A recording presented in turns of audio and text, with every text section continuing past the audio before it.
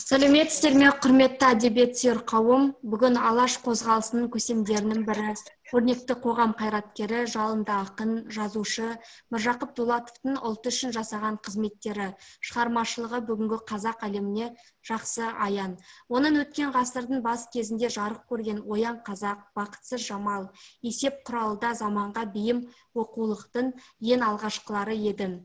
Оян қазақ кітабы Уфадан басылып шығып, бүкіл қазақ еліне аты шыққанда Міржақып Дулатов небәрі 24 жаста еді.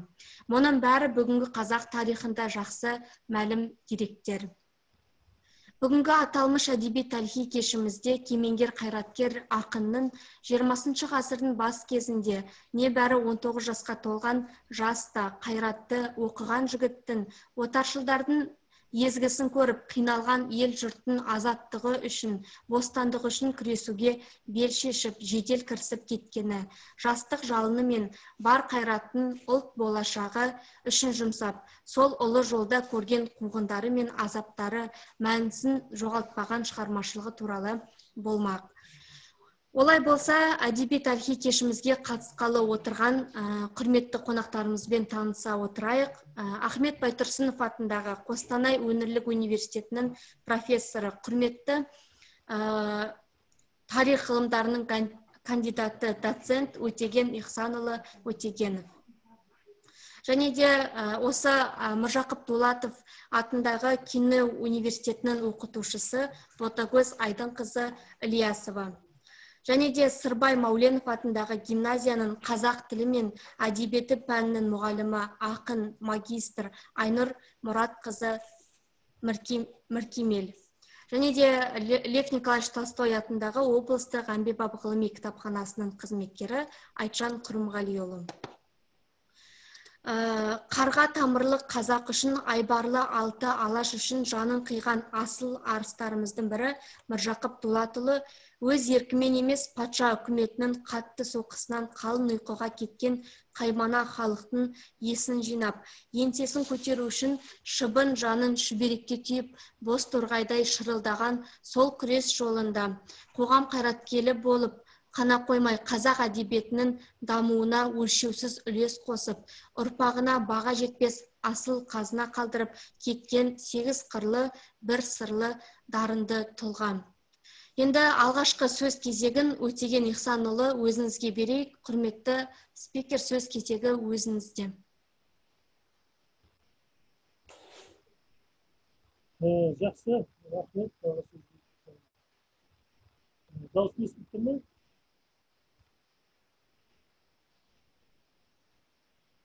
Дауыс естіліп тұр ма? Жақсы естіліп тұр дауысыңыз. Мынау Алаштың қайраткерлерінің көпшілігі өте бір жақсы біліп, қазақша айтқанда 8 қырлы, бір сырлы болып келді. Баршаңызға белгілі. Енді бүгінгі біздің дөңгелек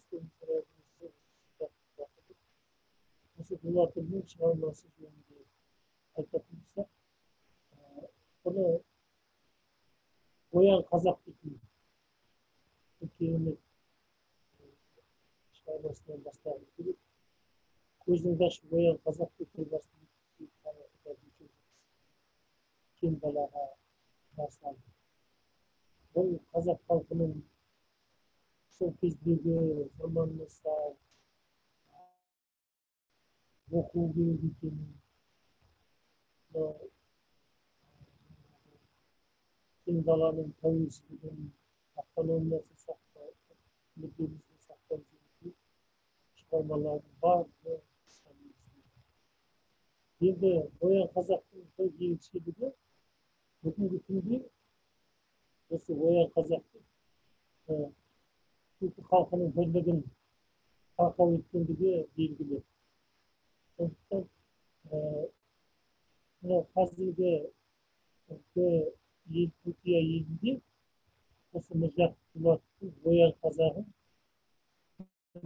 аударып, соны жатқа айтады. Осы бірінші жылдықта Түркияның ғалымдары өздерінің телеарнасына, әлемге шығатын телеарнасына осы Міржақыповтың Оян қазағын түркі тілінде айтты, осыны талқылады. Сонда ол алдында осы Міржақыпов қана қазақты оян деп шақырған жоқ. Түркі халқының бірлігін арқау етті деп дәлелдеп айтқан болатын. Бұл бізге сондай бір сүйіспеншілік ұялататын, мақтаныш ұялататын жағдай. Түркі бірлігін аңсағаны, түркі бірлігін жоқтағаны, түркі әлемінің көшбасшысы болған шығармасы екендігі біз үшін мақтаныш. Енді өздеріңіз білесіңдер, Міржақыпов әдебиетте, мәдениетте өз заманында демократиялық бағытта келді. Сол әдебиеттен шығармашылықта демократиялық бағытта әкелген бірден бір жаршысы болды. Бұл идея жаңа айтып кеттік, Оян қазақ өлең жинағынан басталды. 1909 жылы шыққан жаңағы сол замандағы Құран есебінде болды. Тек қана қазақ емес, түркі әлеміне тастаған идея болды десек артық айтпаймыз. Сонымен қатар Міржақыповтың бақытсыз жамал шығармасы шықты 1910 жылы. Бұл Дулатұлының прозалық шығармаларында арқау болды. Бақытсыз жамал біздеріңіз білесіздер, бұнда жаңағы бай баласы жұманға айтқаны, ол өзінің жаңағы сүйіктісі Ғалименен кездесуі, сол кездегі оқыған, жас интеллигент, оған жаңағы Жамалдың әкесі Дәркембайдың байлыққа, малға қызығып, соған жаңағы демекшілігін айтып. Міне осы махаббат жастардың трагедиясымен аяқталады. Бұнда Міржақыпов заманауи сол кездегі айтып қалың малға алым емес, тегіне дейін сүйіктісіне ұзатуды насихаттаған шығарма болды. Бұл шығармасы кездегі әдебиет өлеңде резонанс өйткені бұл жаңашылдық қалың малға айтқан керемет кеңіне ұзатуды қыздың өзінің бетіне қалдыру мәселесі айтты.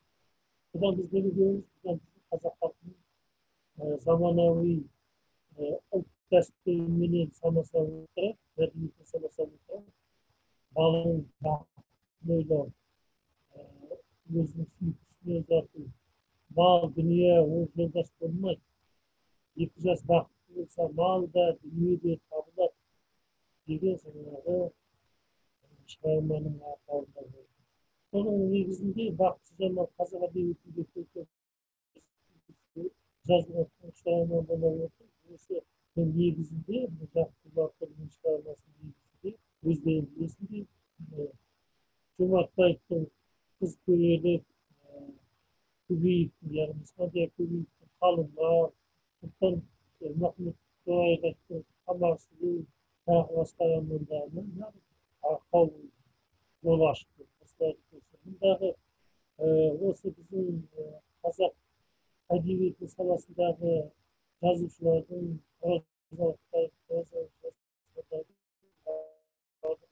әйелдердің еркін, бостандығын, жар таңдау еркін әкелді. Біз жаңа айтып қазір гендерлік саясат. Бұл гендерлік саясат бізде болған жоқ емес. Оны өздеріңіз білесіңдер, жаңағы 20-шы ғасырдың басында біздің қазақ зиялылары Міржақыпов бастаған Искандер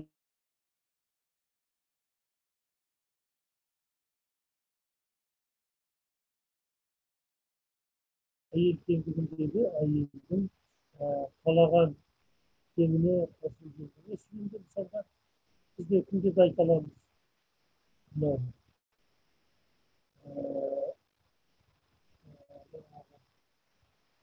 Ақан Сері. Ақан Серіде жырында айтылады. Ақан Серінің жырында айтылады. Ақан Серіде өзінің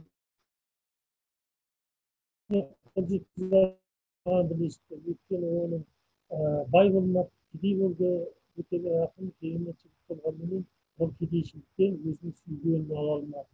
Өйткені жаңағы дәстүр бойынша қалма билейді. Ата сенің беретін қалмайын болмады. Сондықтан оның өзінің жаңағы осындай кедейлік бағын байлаған өзінің сүйіктісіне қосыла алмаған жағдайда айтады шындығы бар. Ол айтады, жаңағы мынау әлде де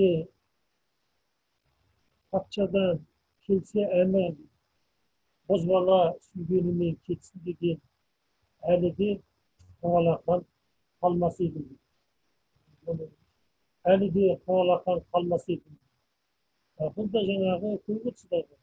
Патшадан жаңа тұрым әмір қыз бала сүйгенімен кетсін деген әлі де қоңалақан қалмас едім дегені тағы да сүйіктімді жоқтап бақытымды табар едім деген сөзден шыққан. Міне осындай ақан сері саған жаңағы дәулеттің жоқтығынан сүйгеніне қосыла алмаған жастардың зарын, мұңын осындай жақын бағытып, мынау жаңағы бақытсыз жамалында, аспандай көбейіп қалың аймағында, сұлтан-махмұт торайға қамасы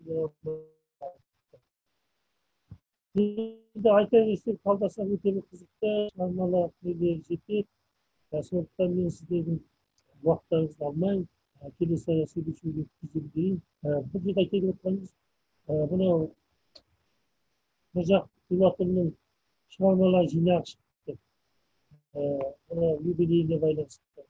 Осылар бізді мынау студент жастарға, оқушы жастарға насихаттауымызды, осылардың шығармашылығымызды себебі бұның барлығында біздің неміз жатыр. Дәстүрлі мәдениетіміз, озық өнегеміз, интеллигенцияның ашып кеткен, көрсетіп кеткен жолы жатыр.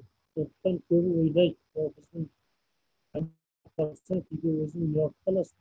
Әйел теңдігін гендерлік саясатты айтып, осы күні кеше ғана мынау Европа әкелгендей қылып, сондай бір теңдік қозғағандай қылып сөйлейді. Бұның барлығы мынау біздің Міржақып Дулатов жасаған жазушыларымыздың шығармаларынан, прозаларынан хабарсыз екендігін көрсетеді. Сондықтан мен жаңа айтып кеттім, мына Сұлтан-махмұт жаңағы торайғырдың қамасы қандай поэма екенін.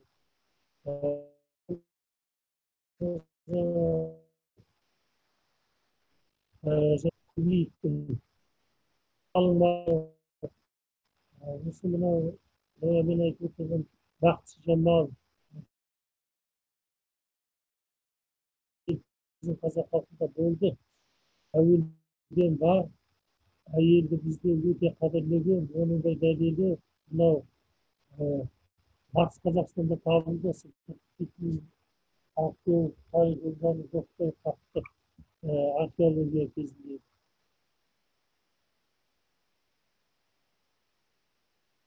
Алтынаған. Бұл енді ежелден біздің қазақтың енді ана деп, жар деп, бала деп, яғни қызы деп қадірлегенін көрсетеді. Осындай жаңсақтық түрлі болмас үшін біз осыны насихаттауымыз керек. Біз ұлығалық екенімізді қазақ халқының мәдениет жоғары екендігін кешегі даланың жеті қырының шығармасында да қазақтың жаңағы мәдениет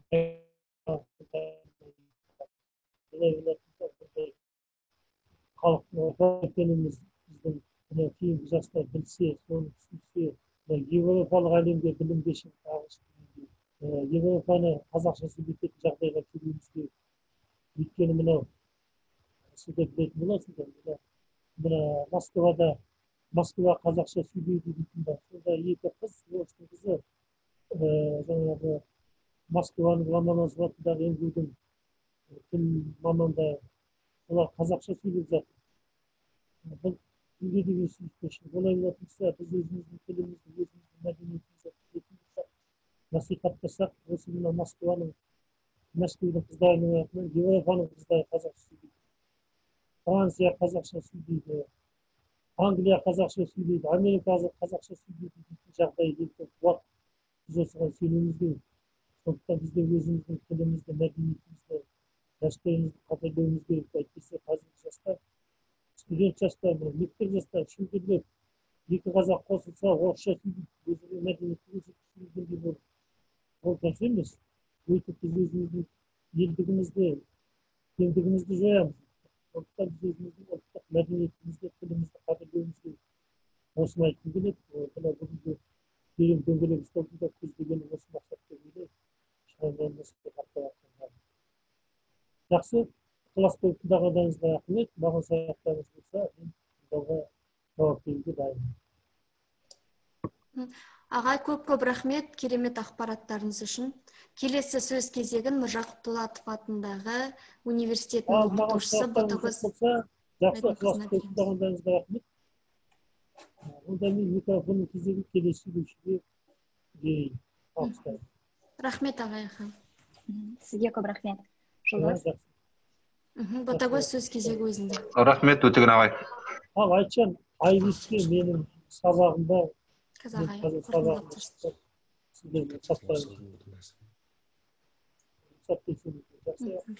Рахмет ағай, көп.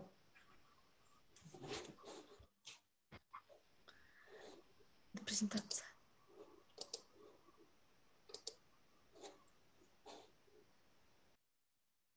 Ботагөз сөз кезегі. Қазақтың біртуар азаматы Алаштың арысы Міржақып Дулатұлының туғанына 135 жыл. Осыған орай Алаш зиялысының өмірі мен шығармашылығына қатысты қызықты деректерді ұсынғым келеді. Менде негізі жоспар бойынша презентация бар еді, дегенмен презентацияда менде көбіне өмір баяны деген секілді ақпараттар бар. Енді осында ақынның өмірінен кез келген студентпен осы Міржақып Дулатұлының өлеңін білесің бе деген кезде міндетті түрде Оян қазақты айтады. Әрине, Оян қазақ дәл осы қазіргі күнде де біз үшін үлкен ұрандай болып кеткен. Сондай халықтың мұң-мұқтажын айтып жүрген ақындардың, қоғам қайраткерлерінің бірі осы Міржақып Дулатұлы. Мен осы Қостанай қаласындағы Қостанай инженерлік экономикалық университетінде жұмыс атқарамын. Бізге осы Міржақып Дулатұлының есімін берген болатын. Біз қазіргі таңда осы қоғам қайраткерінің есімін үлкен абыроймен ұстанып келе жатырмыз. Енді мен осылай сенімді айта аламын, солтүстік аймағындағы біздің университет үлкен ірі университеттердің бірі. Осы қазіргі таңда 20 мыңға тақау түлектері бар. Біз шынымен өте қуаныштымыз. Осы қоғам қайраткерлерінің бірі осы Міржақып Дулатұлының есімін ұстап жүргенімізге біз өте разымыз. Сонымен қатар айта кеткім келеді, бізде осы іс-шаралар бойынша Қостанай инженерлік экономикалық университетінде де бірнеше іс-шаралар өтіп жатыр. Осы жыл басынан бастап түрлі онлайн конференциялар, тіпті спорттық матчтарды да өткізіп жатырмыз. Осы студенттер арасында, волонтерлар арасында бәрі де осы зор қызығушылықпен атқарып келе жатыр. Енді ары қарай жалғастырайын. Өмір баян айтпай қояйын, енді біз бәріміз білеміз. Жалпы осы кең даласында алаңсыз өмір сүріп, мал бағып жатқан бейқам халқын көзінде аш, оян қазақ көтер басты, өткізбей қараңғыда бекер жасты деп жырымен жұлқыла боятып, оларды білімге, ел үшін пайдалы іс-әрекетке шақырған болатын. Бүкіл халықтың еркіндікке жетуінің басты шарты түнек болып торлаған қараңғылық ұйқысынан ояну, дүр сілкініп, надандықтан арылу деп білген ол Оян қазақ деп ұрандаудан танған жоқ. Сондықтан да оның үні қалың ұйқыдағы қазағын құлағынан түбінен маса болып, маза бермей ызыңдап оятуды мұрат тұтқан өзінен 12 жас үлкен рухани ағасы Ахмет Байтұрсынұлының үнімен қатар естіліп, қазақ даласын қатар шарлаған болатын. Сол егіс үн тарих мінбесін қатар көрінген екі алыптың қашан соңғы дендері таусылғанша келуде, екі жақта жүрсе де қуғынға түсіп, қамауға алынса да үзілмей қатар естіліп тұр. Сол кездегі ұрандаған оян қазақ осы күнге дейін, әлі күнге дейін жанымызда. Жалпы шығармашылық мұрасына тоқтала кететін болсақ, өзінің шығармашылық жолын әдебиетінен өлең Міржақып проза жанрында да қалам сілтеген. 1910 жылы Бақытсыз жамал романын жазған. Бұл қазақ әдебиетіндегі таза көркем проза үлгісіндегі тұңғыш роман. Сондай-ақ алаш қайраткері оян қазақ өлеңін жазды. Сол арқылы қазақ халқына үндеу тастап жырымен оятқан болатын. Жалпы сонымен қатар тағы да бір қызықты фактілердің бірі, Міржақып Дулатұлы алғашқы қазақ конституциясының авторларының бірі болған. Сонымен нағыз қазақтың тұңғыш математигі деп айтсақ та болады, себебі ол ең бірінші болып математикадан есеп құралы деген 5 кітап шығарған болатын. Сонымен тағы мен үшін өте қызықты фактілердің бірі, Міржақып Дулатұлының ұстаз тұтқан, азаттықты аңсаған азаматтардың қатарында болған Түркияның тұңғыш президенті Мұстафа Кемал Ататүрік те бар. Ол 1917-18 жылдары билікке келген кезде досы профессор Тайыр Шағатайдыға тапсырма беріп, оян қазақ кітабын түрік тіліне аударып шығарған еді. Осы кітапқа еліктеп, оян түрік деген кітаптар да шыққан болатын. Бұл ұран оған өзіне ерекше ұнап, өзінің халқына да сол енді бір әдіс қой, сол әдісті өз түркі халқына да ұстанған болатын. Міржақыптың оян қазақ кітабы әлем елдеріне қатты әсер етті. Олардың қатарында Жапония елі де бар. Міржақып өзі де өлеңдердің жапон ерлігін, ұлтын жырға қосқан болатын. Соған орай кейбір азаматтар Міржақыпты өз іштерінен Жапонның рухани ұстазы деп сыйлаған екен. Жапондар Міржақып Дулатовқа еліктеп, оян шығарған. 1997 жылы жапон ғалымы Тамахико деген ғалым өз тілінде Міржақыптың саяси көзқарасының диссертациясын қорғаған болатын. Бұл мен ойлаймын, бұл өте керемет, себебі басқа елдердің де бізге үлкен қызығушылық танытқаны біздің осындай ақындарымызға ол әрине көңіл қуантады. Сонымен мен өзім тағы айта кеткім келеді, Міржақып Дулатұлының туралы фильмдер бар. Енді осы жалпы 135 жылдығына орай, егер де уақыттарыңыз болып жатса, осы карантин уақытында осындай киноларды көруге сіздерге кеңес берер едім. Ол 1993 жылы шыққан Міржақыптың оралуы деген көркем фильмі. Сонымен қатар деректі фильм бар, Міржақыптың оралуы деген, және Алаш туралы сөз деген жақсы деректі фильм бар. Сонымен қатар Алаш Орда деген өте жақсы фильм бар. Сол фильмдерде түрлі деректерді келтірген. Сонымен өзінің сөзімді қорытындылай келсем, алаш қайраткерінің айдауға кетерінде Гүлнар Міржақып қызына айтқаны: "Есің кіріп қалды ғой сенің, Гүлнарым, мамана сүйеніш бол, сабағыңды жақсы оқы. Біздің істеген ісіміз ақ болады, соған сенемін. Мықты болыңдар", деп жазған болатын. 1988 жылдың 4 қарашасында Республика жоғарғы соты қылмыс құрамы болмағандықтан Міржақып Дулатовты бір жола ақтап шешім шығарды. Бір қызығы, Міржақып Дулатов дәл Гүлнар қызының туған күнінде ақталған. Міржақып Дулатұлының қабірін тапқан міржақыптанушы Марат Әбсеметов болатын. Ол 1990 жылы жанкешті іздену мен саяхат барысында Ресейдің қиырындағы Соловки аралында Карелия Соловецк поселкесінен Міржақып Дулатұлының қабірін тапты. Бірнеше зерттеу сараптама негізінде мүрдесінің дәлдігі тұжырымдалды. Сонымен қазіргі уақытта Қостанай қаласында музейде бізде фото альбомдары бар, кесенелерінің муляждары бар. Танысуға болады. Егер де көргілеріңіз келсе, әрине біздің есігіміз әрдайым ашық. Сіздерге шақырғандарыңызға көп рахмет. Онда мен де көп созбайын. Сөз кезегін келесі спикерға беремін. Жұлдыз. Ботагөз Айдынқызы, сізге көп рахмет. Өте қызықты, керемет деректер болды. Келесі сөз кезегін Айнұр Марат қызына берейік.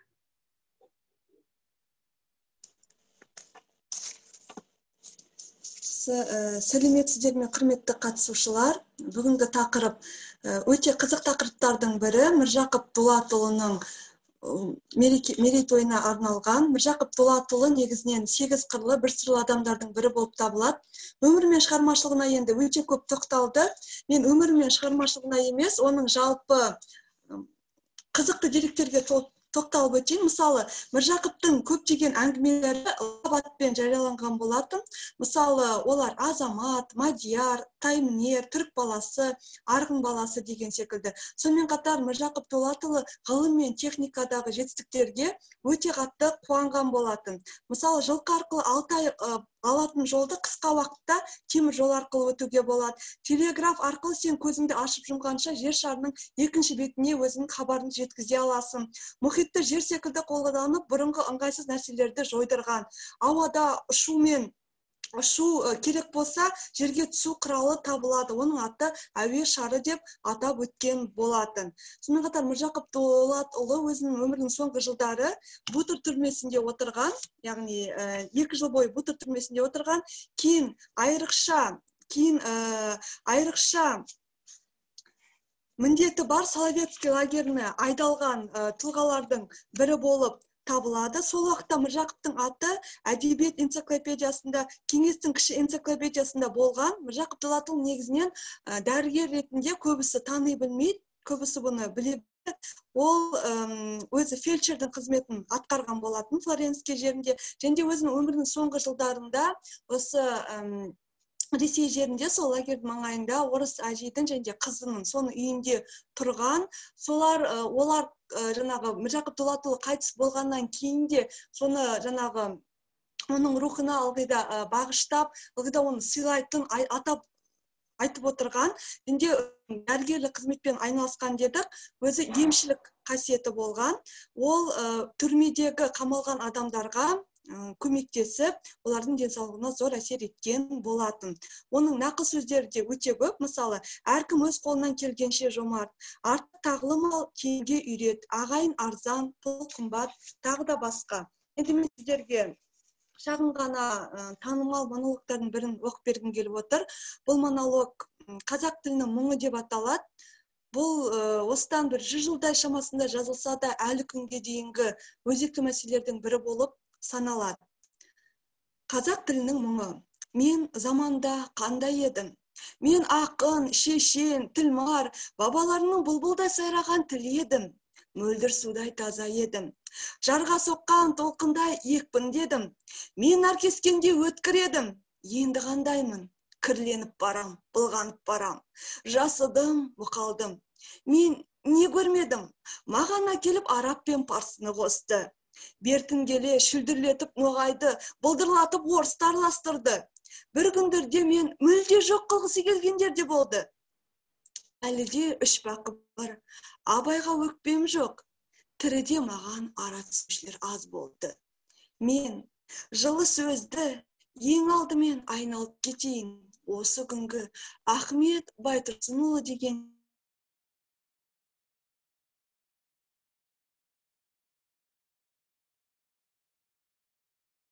керіс болды. Қазақтың көзі ашылды. Қазақтың көзі ашылған соң, менің де күнім туды ғой деп қуанушы едім. Жаны жәндем, кеткір миссионерлердің, молдалардың, тілмаштардың қол жаулығы болудан құтылдым ғой деп ойлаушы едім. Оның үстіне қазақ тілі мемлекеттік тіл болсын деген заң шықты. Төбем көкке 4 елі жетпеді. Бірақ не керегі бар, босқа қуанған екенмін. Өзген не қылайын? Отаршылдық саясатын қолданбасау дейтін білім кеңесі кеш, білім кеңесте мен аямат. Етістік, сәрсендеме деген жалаларды әкеп жапты маған. Бұйырмасын, біздің арамызда мұндай атты соғылғандар туғалы болып көрген емес. Не амалың бар? Құдай басқан соң көніп отырмыз. Кітаптарында, газеттерінде маған көрсетпеген қорлығы жоқ. Газетке арналған сөздерін сусылдатып орысша жазатты, шала шарпы тілмаштарына аудартып, жанымды шығара жаздайды. Тасты жапалақ қарса да жапалақ өледі, жапалақты тас қарса да жапалақ өледі дегендей, бәс баяғы менің сорым. Жалаужан, мен саған жалынам. Ана тілін шығарамын. Газетім нағыз ауыл тілімен, таза қазақ тілімен жазылады дегенде. Енді біз құрметті қонақтар, қадірменді конференцияға қатысушылар, бүгінгі іс-шараға атсалысқандарыңыз үшін көптен көп рахмет. Келесі кездескенше сау, саламатта болыңыздар.